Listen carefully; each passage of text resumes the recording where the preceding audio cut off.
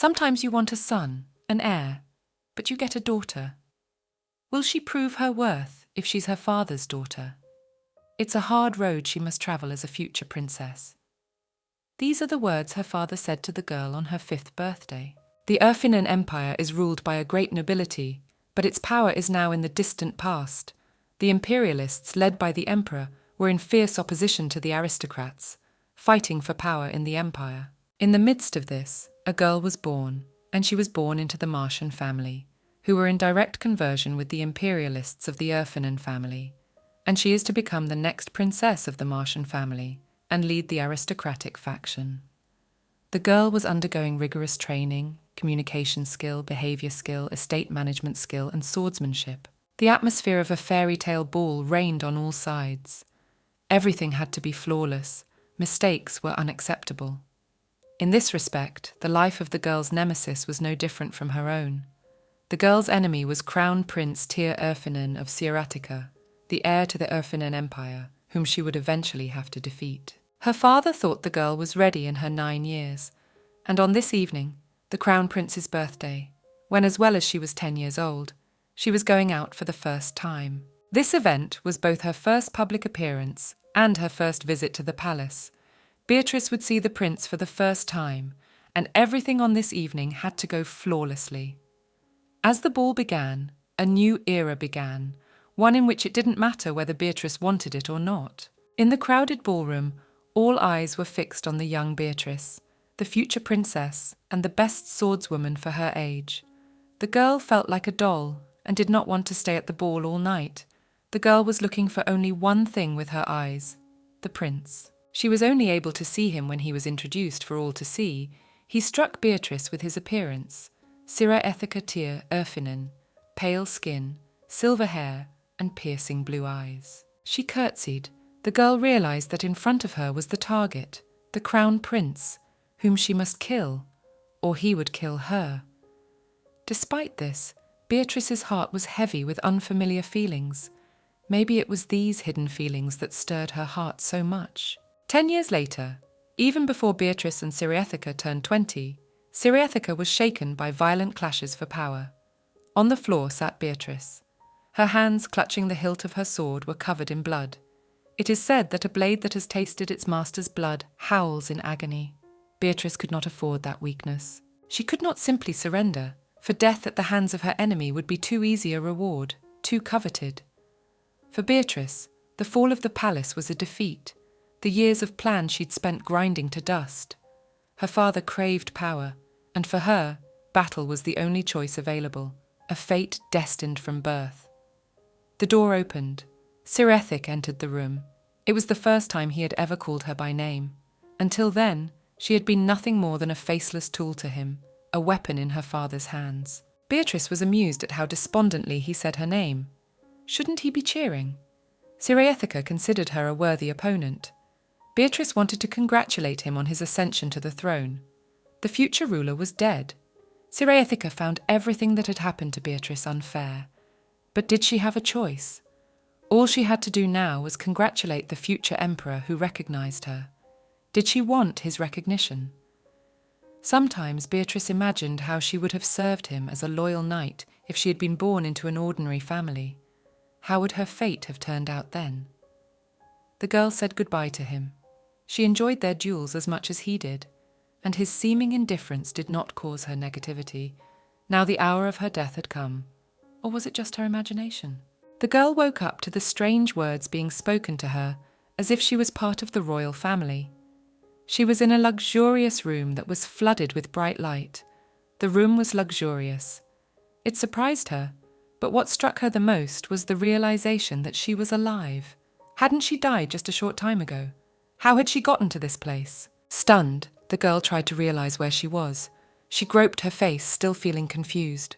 Beatrice tried to stand up, but everything was floating before her eyes. She gradually realized her position and stood up, but suddenly she felt as if she were floating on water. She was dizzy from this strange sensation and lost her perception. Nice princess room, and in the mirror Beatrice sees the princess. She can't believe her eyes, seeing a different face in the mirror. The girl was distracted from shock by the voice of the maid who woke her up. She had already decided that Beatrice had had a bad dream, and that's why she was acting so strangely. The maid was concerned about the behavior of her princess. Beatrice realized that it would look suspicious, but she decided to ask her name. But the maid reacted strangely calm, as if the name to forget is nothing. Beatrice recognized the name of her body as Schreiner Flor Soilem. Beatrice had never heard of such a state, and the maid decided to be her guide until her memories returned to her.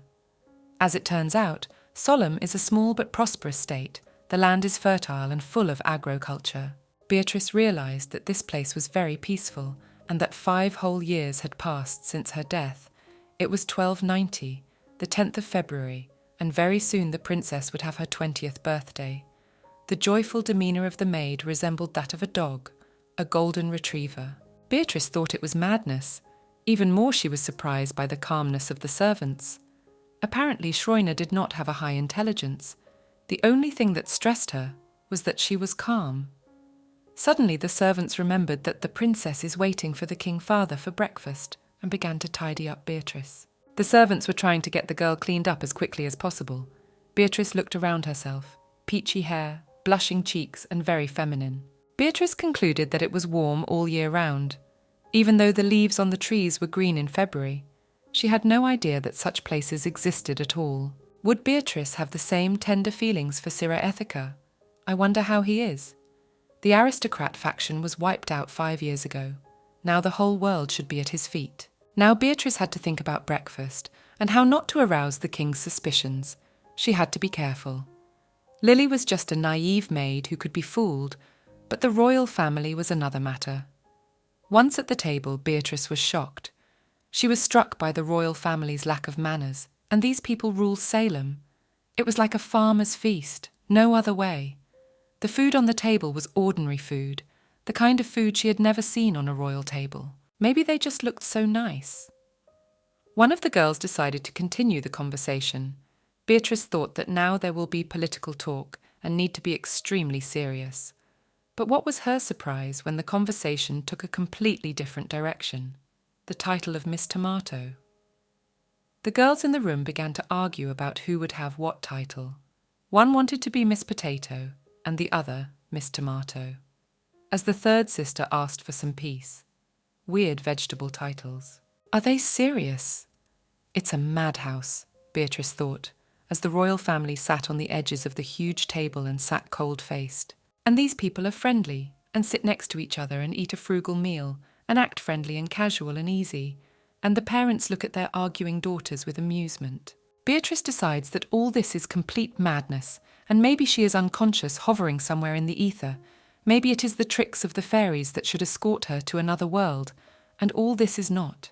And everything she sees is an illusion created by the fairies. Either way, it all made a lot more sense than what was happening. The Queen Mother noticed that her daughter was quiet and suggested that she was probably not hungry. Her father marvelled that her daughter had matured overnight and had become so stately and reserved, but still a beautiful girl. And how should Beatrice deal with this situation?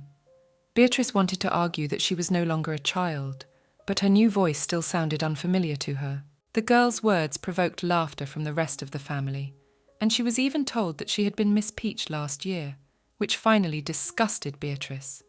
Her shock was blamed on embarrassment, and assured Beatrice that she was a beautiful Miss Peach. Her cute makeup and dress made her look like a doll. The sisters convinced her that she was a beautiful peach. Beatrice was beginning to miss her old self, confused by their warm relationship and still believing it was the fairies' doing. She was distracted by the sound of the bell.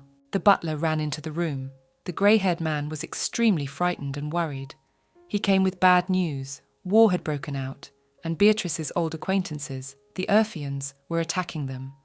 The bloodthirsty Emperor Siriethica is leading his army straight into the capital. Beatrice was shocked that an old enemy was about to invade the capital. He was like the moon and radiated a soft, serene white light. A dangerous, alluring and beautiful man. His emotionless face prevented anyone from reading his thoughts. Thoughts of him being Beatrice's enemy prevented her from showing all that respect for him. The man she knew was invading her life. What had happened in those 5 years? Why would he want such a small kingdom? Even without warning, it wasn't like him. This is not the man, Beatrice knew. The butler was in a panic. He didn't know what to do. And the king? Strangely enough, the king remained completely calm, and even expected that sooner or later his state would be attacked. Beatrice was surprised that the kingdom was attacked so suddenly. The king's wife only scolded her husband. He should have practiced more diplomacy. Erfinen had never shown any interest in such a small state, but it was probably known that he was not insecure. Unfortunately for Beatrice, no one took the war seriously. On the contrary, they were upset that there would be no nomination for Miss Vegetable. It's a 200-year-old tradition. Beatrice was shocked that they were not worried that there would be a war, but that there would not be a nomination. Normal people would have been trembling and shaking with fear long ago. Strangely, no one was afraid. The king thought they were perfectly safe, and their rich history was proof of that. Beatrice didn't think they had any defense against enemy attack. The state looked unarmed. The sisters wanted to change into other outfits. They were excited. The girls were so eager to see the men of Erfinen, for there are so many handsome men there. Beatrice had already resigned herself to it. Be it what it will, they are incorrigible. Beatrice was excited to see him. When she saw him, Beatrice noted that it was the same beautiful face. Sirethica asked if the man in front of him was King Solom. Beatrice noted that his voice had deepened and he was even taller, more masculine. If so, and she could see him, then everything that was happening was real. The girls whispered and wondered what had brought the Erythians to themselves. Maybe they were starving. Beatrice wished the sisters would stop, for alas, they were perfectly audible and only made everyone look bad. Beatrice was uneasy. Did they even realize they were being heard? Only Beatrice realized that the guests were dangerous. Sirethica smirked and signaled that the royal family had amused him, and then he could give them a choice. Sirethica raised his sword and put it to the king's neck. He wanted the king to make a choice. Either he was with him or die. Beatrice thought Sirethica had gone mad. How much had he conquered in all these 5 years? Could all those bloody battles have made him insane? This behaviour was not like the Sirethica she knew. Beatrice stood up to Sirethica and the king. It was hard to say why. Maybe because she was starting to feel warm feelings for the family, or because Sirethica was her enemy.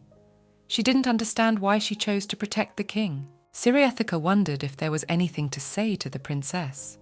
Her reckless behaviour only amused him. Beatrice had a lot to say, such as that she wasn't going to accept his ridiculous decision, that how could he come with troops on an unarmed state, and it didn't do him any honour. The royal family was shocked that the princess did such a bold act. Sirethica decided that her act was funny, and Beatrice had not yet learned fear by doing so. Beatrice preferred to take his words about recklessness as a compliment.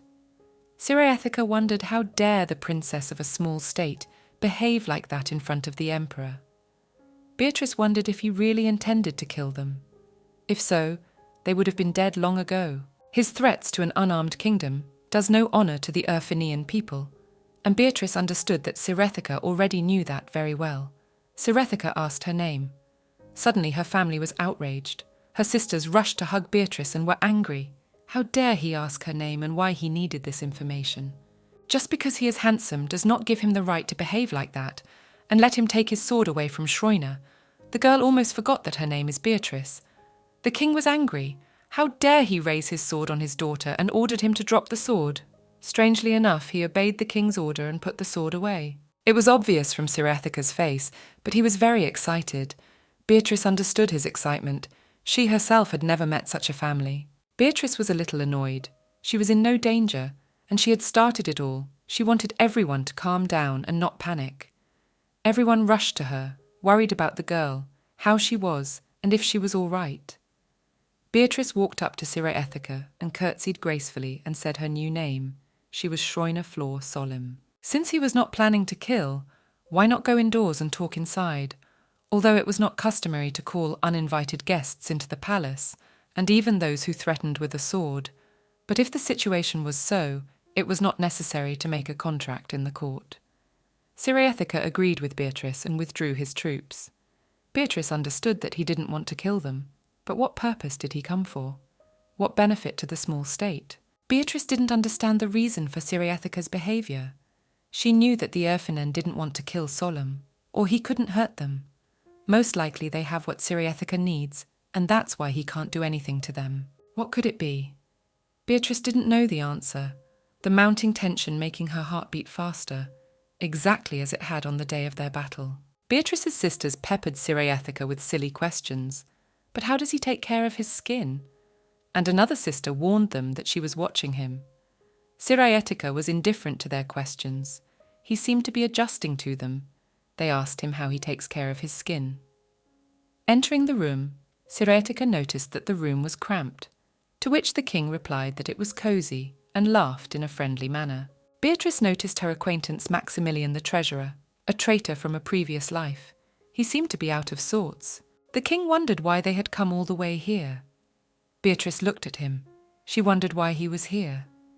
The girl did not trust him, maybe because she knew him and still could not believe him. She could not understand what emotions he was hiding. Cyriathika was always cold and secretive. Beatrice wanted to know him so badly. What kind of hole had she left in his heart when she died? How had he lived all this time, these 5 years? Unfortunately, she could no longer ask herself that question, because she was no longer Beatrice. She was now Schreiner, and she should not care how Cyriathika had lived all those 5 years. Maximilian submitted the agreement to the king. Beatrice realized that usually such agreements were not beneficial to the country, and one could expect anything. The girl wondered if the soulfulness and kindness of these people would remain. Would they be themselves? Beatrice had a feeling that if they changed, she would hate him. She would not be able to forgive him. Cyriathika looked at her as if studying her. Beatrice noticed it quickly. He kept his eyes on her. He clarified her name as if he had forgotten her name, which surprised Beatrice a little. Their eye contact was broken by the king. The contract seemed to him extremely wonderful, and the terms just fine and most importantly favourable. Beatrice was shocked. How could the contract be favourable? Beatrice's confusion was noticed by Cyriathicus as well. He even asked what surprised her. Doesn't she know how rich these lands are? His words seemed flattering to the royal family. Beatrice is tense and thinks this is not the time to brag. It turns out Sollum produces 30% of the continent's food. All the local people are descendants of the Great Temple, and that's why everything blooms miraculously here. The local people are the high priests of the earth deity. They are a real miracle.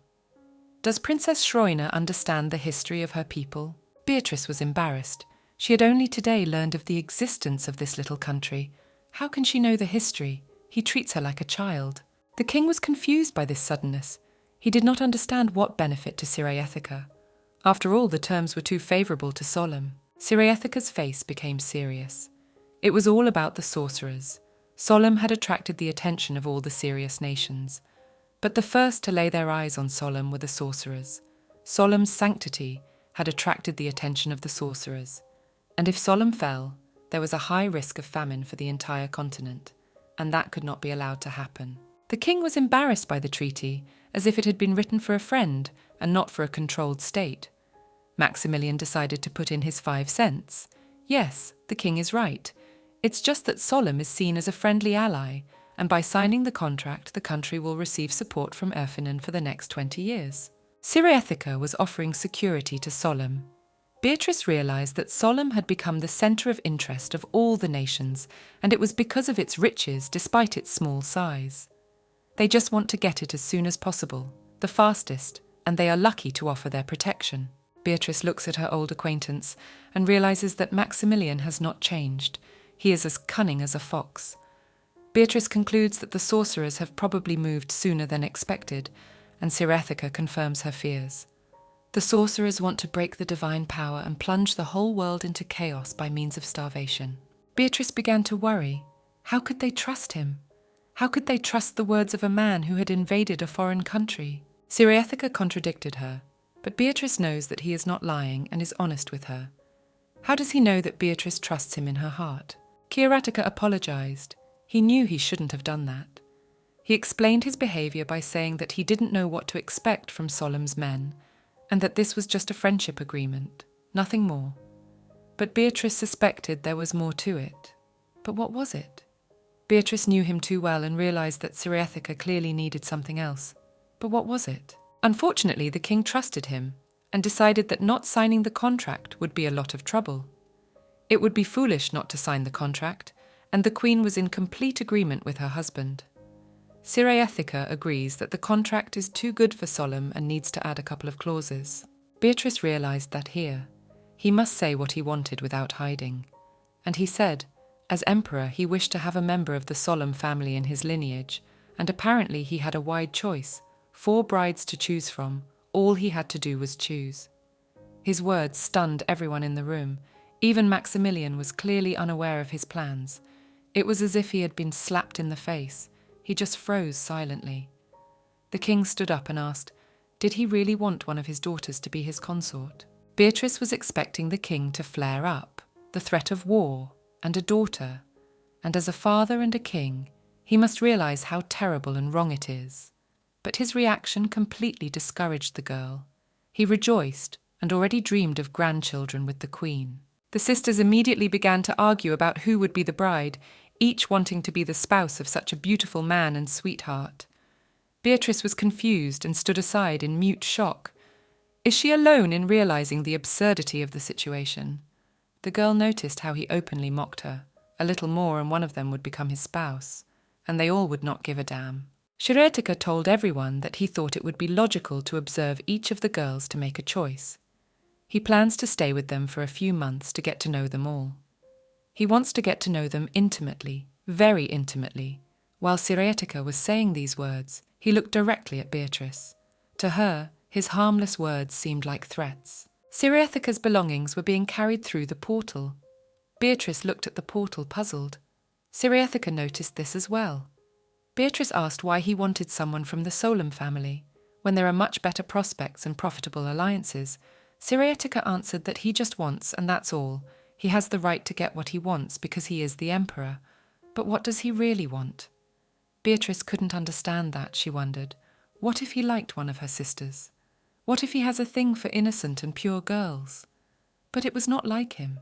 She knew him in a different way. He was simply indifferent to others, seemingly uninterested in women. Beatrice was torn from her musings by Cyriathika's voice, who thought that since he had said everything, he could continue to make himself comfortable. Cyriathika sent Maximilian back. He could not leave his state all alone.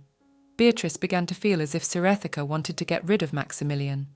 Cyriathika noticed Beatrice scrutinizing the back of his head. It seemed that just a little more, and she would carve words into the back of his head. Beatrice even fell into a stupor. How did he realize she was looking at him? The girl wondered, how could he even take to leaving his state for such a long time? Cyriathika wondered why Solomon was so concerned about Erfinen's fate. Beatrice went into a stupor. She still wanted to treat him like she used to, but how hard it was not to cross the line. She couldn't say anything back to him either. Cyriathika answered her that she could not worry. Erfien is a strong state, and a month is nothing. He has made his state so strong and can be confident. Confidence in his own empire is a great portrait of himself and reflects his personal authority. Things are not what they used to be, and Cyriathika has changed a lot, from just watching the factions to being a strong and powerful emperor, so confident that he knows no one will take his place until he is in place. Beatrice noticed that he had changed a lot and was different. In fact, Beatrice had always wanted to see him on the throne. He would be a good ruler to count on. She realized that she had probably missed too much. What had she missed? She was pulled from her thoughts by the servant's words. Cyriathika's room was ready for her. The room seemed a little small to him, which he said immediately. Beatrice was struck by his frankness. He was straightforward and honest. Cyriathika thanked her for her concern and promised to meet her again. Erfien had become more beautiful than it was. The country was richer. It was like a garden, except that its soil was fertilized with the blood of nobles like Beatrice. She wanted to burst into applause, singing its greatness, a strange feeling. Beatrice realized that she was no longer angry at him for killing her. Remembering the past, the girl recalled how she had once been told that their relationship was like love and hate, strong and frightening. Such a relationship creates the strongest attachment, and alas, it had arisen in her without her knowledge. Beatrice went into shock. Cyriathika decided to have a date with each princess to get to know each one better. He wanted to get to know them better. Beatrice didn't even realize that this applied to her as well. Beatrice didn't hate him anymore, but going on a date with him was too much. Beatrice thought that she was not on the list of candidates. After her prank, she asked Lily if her parents would allow it. She assured her that her parents would be in favour, and she could not worry. Beatrice thought that it was probably just a formality, and she would never become his wife, but she imagined him and her getting married, and she even felt sick. Lily put it down to the excitement of the future date. At the table, Tiran's older sister asked Sirethik how he liked the garden. He appreciated the flowers in the garden, and Tiara reminded him that there was delicious fruit. Beatrice thought she was the perfect candidate for Sirethika. She was the oldest of them, and she was also 1 year younger than the emperor himself. She was only 24. Tiara promised him that he would never find more delicious fruit than at their place. Beatrice thought she was a good girl, even if she was pushy. The other sister reminded her that she was not to be forgotten, and had something to show for it. There was something of the cat in Irene. She was just as sweet, but she couldn't catch the same wave as the others. She was young and beautiful. She was only 23 years old. The third sister, Tybalt, also decided to remind herself. She had a boat, and she thought she could ride on the boat. This gift was given to her a long time ago, and she considered the boat the most precious thing she had. Tybalt was thrilled, and the boat was the most precious thing to her. Beatrice thinks she's the sweetest and prettiest of them all, except she's a little rowdy, and she's the chattiest of them all. All the princesses were 1 year apart. Amazingly, the girls were born one after the other. As they say around here, all men without exception are high priests of divine power. By fertility, they must have meant more than just land. Suddenly it became quiet, and everyone looked at Beatrice. They were waiting for her to tell them how she was going to spend the date. The sisters thought the emperor had made her nervous, which shocked Beatrice. Why would they even think that? As if she needed him so badly that she could have him for herself. Kirethika decided that Beatrice didn't care about him. At least he understood that. The sisters began to resent him. No woman would dare to refuse a man as handsome as him. Beatrice just wanted to sit in her room with her book, not to be disturbed, that's all. She made it clear to the others that she just wanted everyone to have a good time. That's all. Sirethika wouldn't want to be married to a man who hates him. Sirethika wondered what their date would be. Beatrice felt uncomfortable, that look again. It seemed to bore a hole in her, piercing blue eyes looking straight at her, innocent and pure eyes. She couldn't believe that this man had done so many terrible things, and once again their fates were intertwined. Those eyes were her weakest point. He looked at her the same way he did when they first met. So what does the demure princess want to do on a date with him? Beatrice was upset. He spoiled the whole atmosphere, didn't let her be in her thoughts. Beatrice didn't want to do anything and make up her own mind, which is what she made Sirethik realize. They would go wherever Sirethicus wanted them to go. The sisters watched with interest at the scene that unfolded before them. Sirethika was indignant. He doesn't know Solemn. How can he choose a place? He would want the girl to choose the place. He won't become a girl after a date, right? Beatrice made a remark that the joke was stupid. Beatrice rarely goes out. She prefers to stay in her room. Sirethika decided that the best idea would be to have the date in Beatrice's room, which puzzled the girl. And everyone else found it intriguing, which did not like Beatrice. She expected a negative reaction, because it is indecent. Everyone chirped that it was even too romantic to pursue a girl in such a way, but she was a modest and timid girl, and such a thing would frighten a girl. This enraged Beatrice, and she turned the table over with indignation. She was sick of all this love. Sirethika took such an exuberant reaction as agreement, and he would look forward to their lovely reunion.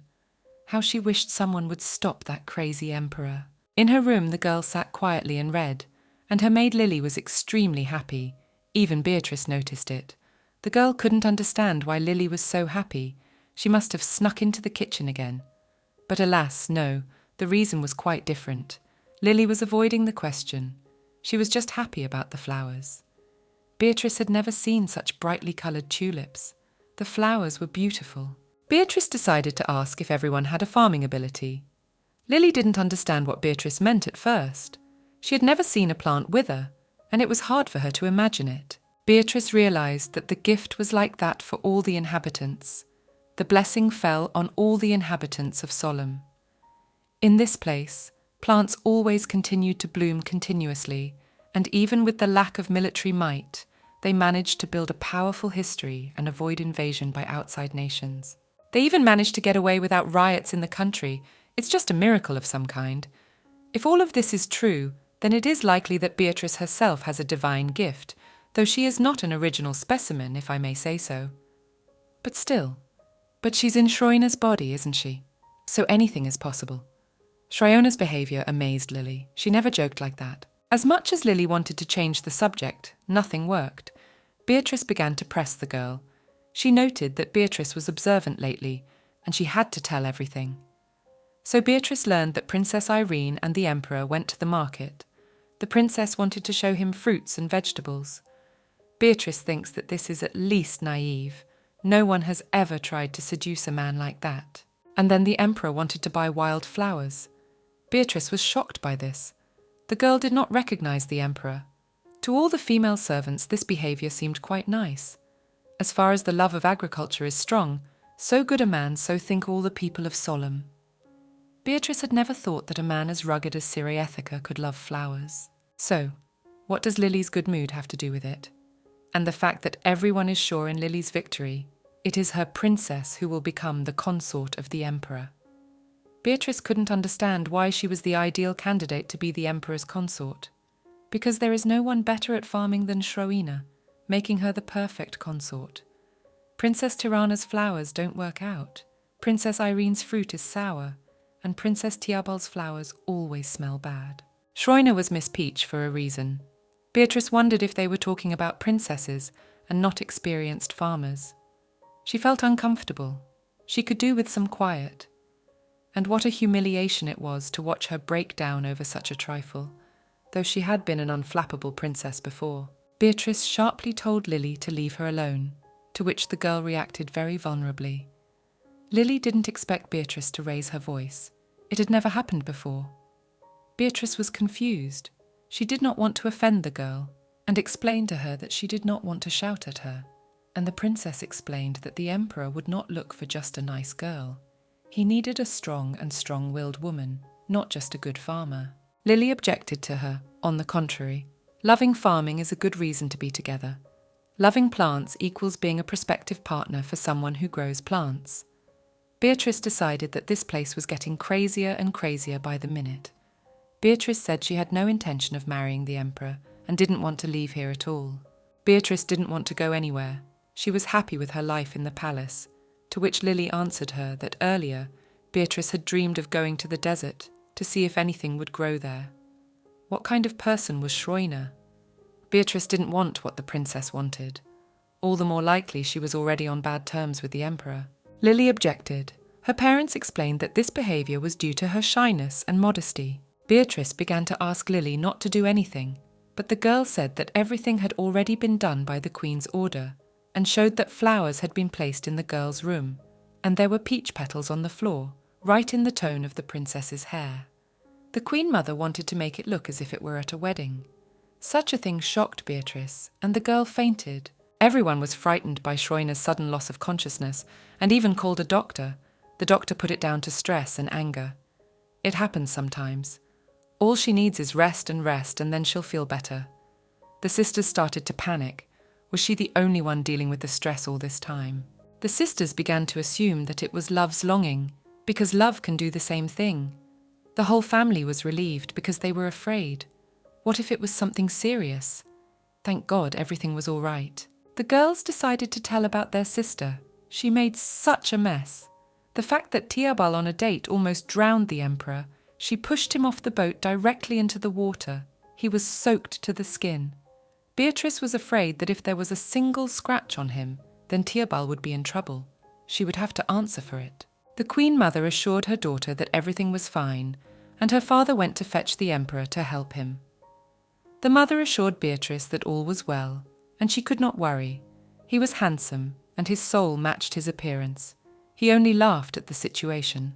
Beatrice noticed that they were praising him strangely, as if they wanted to set them up, and judging by their satisfied faces, they did. The mother carefully put her hand on Beatrice's forehead and asked her how she was feeling. If she was all right, everyone around her cooed over her. asked if Beatrice was hungry and if she wanted anything.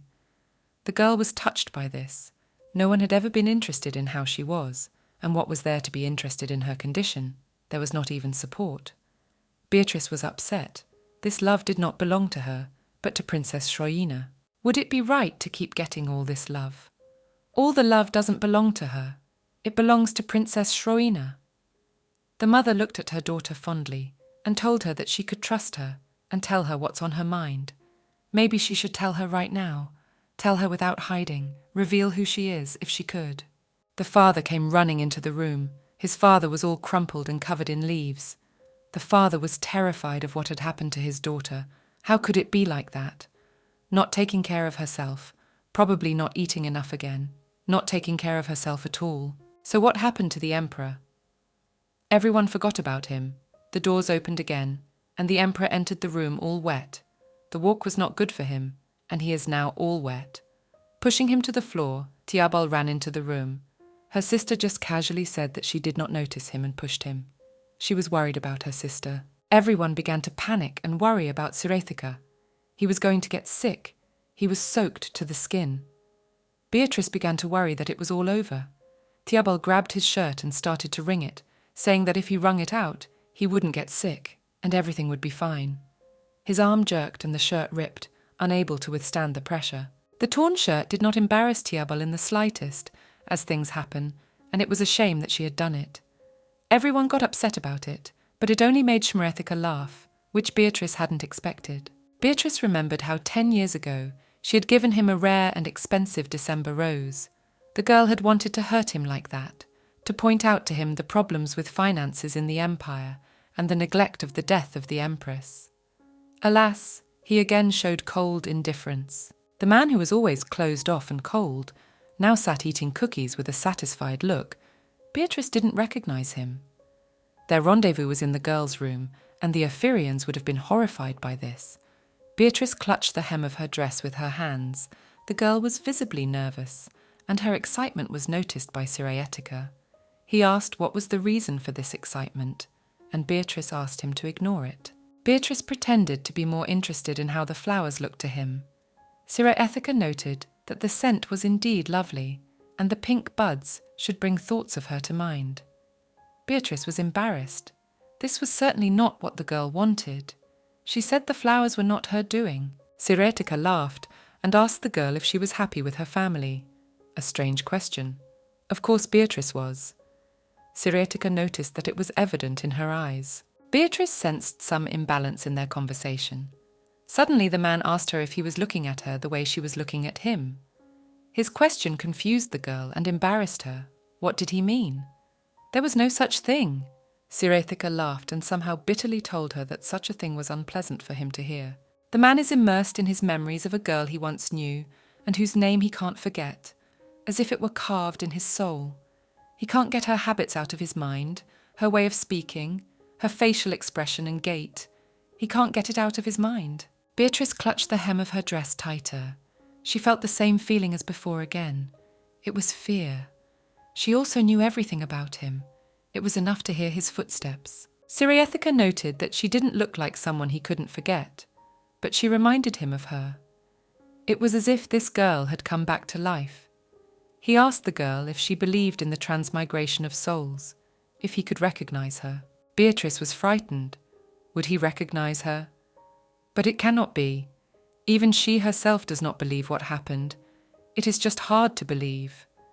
If he did recognize her, she could always deny it.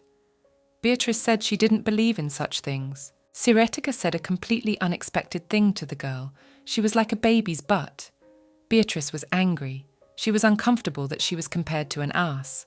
Sirethika specified that it was not just an ass, but a baby's ass.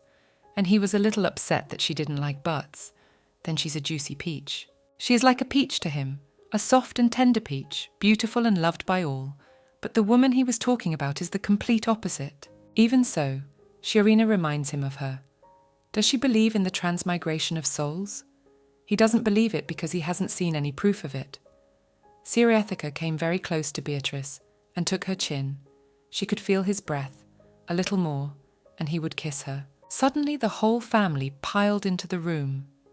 Beatrice wasn't too pleased that they were trying to listen in on the conversation. Not that they wanted to know the conversation. They were wondering what they were going to do. The sisters began to insist that they kiss, and then they would leave. The mother came into the room and angrily told the king that it was high time he grew up, and led her daughters and her husband out of Beatrice's room. Beatrice began apologizing to Sirethika, assuring him that it was not out of malice. They just like to poke their noses in other people's business. Sirethika agreed with her. He knew that, and if they were being disrespectful, he wouldn't be so calm. They were fun, and Sirethika understood why a quiet girl like Shiorina liked them. Beatrice said that she needed rest and was tired, and Sirethika told her that he understood, when she covered the king with herself, and worst of all, he told her her real name. Sirethika recognized her. She had clutched her dresses like this before, making all her clothes wrinkled. The girl tried to convince him that he was wrong, but alas, he would not even listen. He wished she wasn't afraid of him. Sirethika wouldn't hurt her. He wouldn't hurt her. She was the only one who could make him smile. For 10 years he had studied her. How could he not recognize Beatrice? Why couldn't he forget her? Forget the girl who tried to kill him? Sirethika gently held her hand. She must tell him that he was wrong. He was wrong. Beatrice lowered her head and confessed it to him. He was right. Here we go again. He does what he wants, and Beatrice gives it to him. How did he know she wasn't Shroina? He recognized her as soon as he saw her, the way she stood in front of the sword, her look saying it all for her. Beatrice wished he would let go of her hand, but he didn't think so. Sirethik held her, still just as gently, afraid he would lose her. Well, and he recognized it because he actually had good instincts, that's right. He missed her so much. He had missed her all this time. Beatrice pulled her hand out, and his hand hung in the air. The girl thought he'd hit his head. Sirethika looks at his hand and says he remembers who they were. But does it really matter now? What was happening didn't change the fact that he missed them. The emperor put his hand on her shoulder, glad she had returned. His warm voice was a reminder of the last words Sirethika had spoken to her, telling her that she had cured his loneliness. Beatrice couldn't understand why, but she felt happy. Suddenly the man told her that they had unfinished business, and that was their marriage. He was serious, and no matter how much the girl denied it, he saw only her as his wife. Beatrice thought he was crazy. They fought all the time. How could he see her as his wife? They were enemies, and enemies can't be together. Sirethika wondered why they couldn't be together. Does she want to kill him? Does she hate him? How will she kill him in this tiny body? She is no longer Martian. There is no animosity. She is a princess, and they can be together. Beatrice told him that just the obstacle is there, the lack of love. How from enemies can they be in love? This is just silly. Sirethika asked her if she didn't like him, and Beatrice said she didn't. Not that she didn't. The girl didn't know what to say next, and why did she say that? Sirethika didn't see the problem at all. He wanted her to look at him as a man, as a spouse. The girl kicked him out of the room and closed herself off. She wanted to pretend she hadn't heard, but Sirethika assured her that she wouldn't give up so easily. He didn't want to lose her again, and let her remember that. Beatrice became agitated, and it was all because of him. When she was Martian, she had a lot of obligations.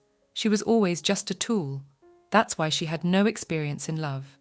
Sirethika told her he would find out from her sisters how to get her. Beatrice is terrified that she'll have to go through this again. What does he want to know from them? Beatrice ran out of the room, but she didn't see him. He was gone. Beatrice realized that he was glad to see her, but to ask her to marry him was nonsense. She decided that it was better not to think about it. Sirethika came to Beatrice's house with flowers in his hands. He asked her what she was dreaming about, and she told him that Beatrice was covered in flowers and laughing. Beatrice thought that she looked like a weakling. Beatrice wonders why Sirethika is doing this. Has he been switched too? Does he even realize he's being weird? Sirethika only answered that he is trying to be a good husband, for Beatrice cannot believe it. The girl cannot believe her eyes that this cold man in full parade brought her flowers. The sisters noticed the couple and were happy for them. Sirethika said that flowers were the best expression of affection. Beatrice wondered where he got them. It turned out that the man collected them himself, with his own hands. Lily began to insist that Beatrice take the flowers. Beatrice had no choice but to take the flowers. The girl asked him not to come so early again. She had to clean herself up and wake up. Sirethika made a sad face and asked if he could visit her at other times of the day. Beatrice agreed and asked him to leave now. Sirethika agreed and left. The man only made it clear to Beatrice that they would meet later. Lily asked Beatrice when they had gotten so close that they started calling each other by their first names. Lily looked pleased that she thought she would take the lead in the bet and decided to spread the good news, but Beatrice's requests were ignored. Beatrice decided not to tell Lily that she had turned down the marriage proposal yet. Beatrice began to remember that very moment when Sirethika gave her the gift. The girl felt some movement behind her back, and suddenly she was covered with a blanket of some kind. It turns out it was her sisters. They wanted to kidnap her to find out what's between her and Sirethika, and it's better for her to tell her everything straight, because he's acting so strange, and asked them for advice on how to take care of her. So they wanted to find out more from her sister. Beatrice was amazed that he was asking how to woo her. How could a humble girl be held hostage to the emperor's love? Beatrice thought that she shouldn't have sent him away so rudely, and one shouldn't do that. Princesses behave like bandits. Beatrice decided to come clean, that he proposed to her, but she turned him down, that's all. Alas, the sisters thought she was making him chase her, so the emperor would suffer a little. What's the joy of following the emperor's script, right? The sisters have a lot to learn. But she should know that the emperor hasn't been intimate with women in all 5 years. He was too busy fixing the empire's affairs. That's why he has reached such heights. Though he is a tough warrior, he is incredibly attentive, noticing every little thing in detail. He is kind and even smiled at a girl from a simple family who gave him flowers. Underneath that cold face hides a kind and decent man. Beatrice wondered, if he was such a good man, why didn't the sisters start running after him? After all, they were interested in him. The sisters did not reply anything to this, only hugged Beatrice and told her that she was too timid and should recognize his feelings. They already felt sorry for him. All this time he hadn't taken his eyes off her. From the very first time they met, he looked only at her, and the sisters wanted to know what kind of man he was. They didn't want to give their sister to him, in case he was a tyrant. Even though he's smarmy, they wanted to have a good man by their sister's side. But now they know it's all right. Suddenly, while walking, Beatrice heard someone's voice asking her if she loved the emperor. The voice was familiar. It seemed to be Schreiner asking. But she was nowhere to be seen. The girl was frightened. She froze in incomprehension. What was it? He was carrying a load of peaches. He knew that she loved them very much. Beatrice was worried because he was allergic to peaches, so he was not surprised that it was itchy. Beatrice took the peaches from him. She couldn't swear at him, especially in those moments when he looked at her with that loving look. Now she understood what her sisters meant. His gaze had always been her weakness, and she couldn't be angry with him. In a quiet village lived a girl. She was engaged in flowers. Her name was Cherry Blanche. One day she made a wish to grow a blue flower, because blue colour brings good luck. It seemed to her that such a flower would make her happy. One day she managed to grow such a flower, but the joy did not last long. Soon people found out about her miracle. Cherry had to flee from greedy strangers who were after her and the rose. Beatrice pondered tearing herself away from reading, the author of a book from Solemn. A story about a girl growing blue roses, somehow not original. Recently, Beatrice had started reading love novels. After all, her whole life has been spent behind textbooks. It's not surprising that she'd be drawn to new stories. She didn't know anything about love before, but now she's beginning to understand something. Beatrice wondered, is love like in books? How could love be understood scientifically? The book Beatrice was reading was called The Blue Rose and the Oriental Wizard, a popular book not only in Solemn, but in other kingdoms as well. Lily read so many books to find it. It would be nice to thank her afterward. Beatrice understood why the book was popular. Cherry was so cute. There was a knock. Beatrice didn't know who it could be, but Sirethika came out to meet her. The girl hid the book behind her back and asked him what he wanted. Sirethika only said that the maid was right. Beatrice had fallen in love with love affairs. Beatrice fell into a slight stupor. Well, what kind of love stories could there be? She would never confess to him, even if he started torturing her. Sirethika told Beatrice that she had no need to hide it, but anyway, he had something for her. Behind the emperor's back were carts of books. It was clear that he wanted to give them to her. He was inspired by her passion for love stories and decided to make her happy. Beatrice only concluded that Lily was reporting everything to him, so she was going to get it.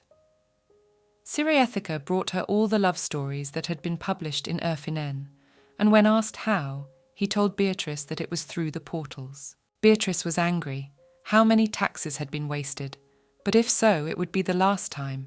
The man looked at her so pitifully that Beatrice melted. She had always had a weakness for his eyes. She was becoming so defenseless. Since he had brought all these things, let Beatrice at least look at them. Beatrice decided to agree with him. She started to study books and saw that there was a new novel by the author whose work she was reading now. Beatrice was happy. The author is very popular that even abroad buy his books. The girl asked Sirethika to take all these books to her room because there were so many of them. Sirethika was very happy about her request. His joy embarrassed Beatrice, so much so that her ears began to burn.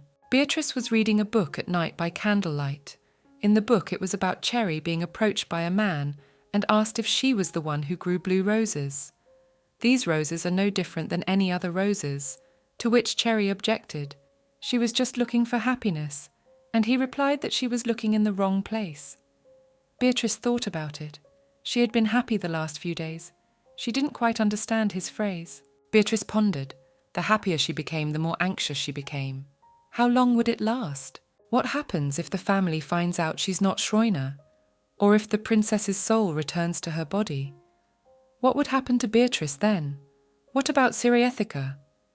Beatrice didn't think she would be able to sleep tonight. Better go for a walk. Beatrice saw Sirethika on the balcony. What is he doing here? And why did he look like he was about to cry?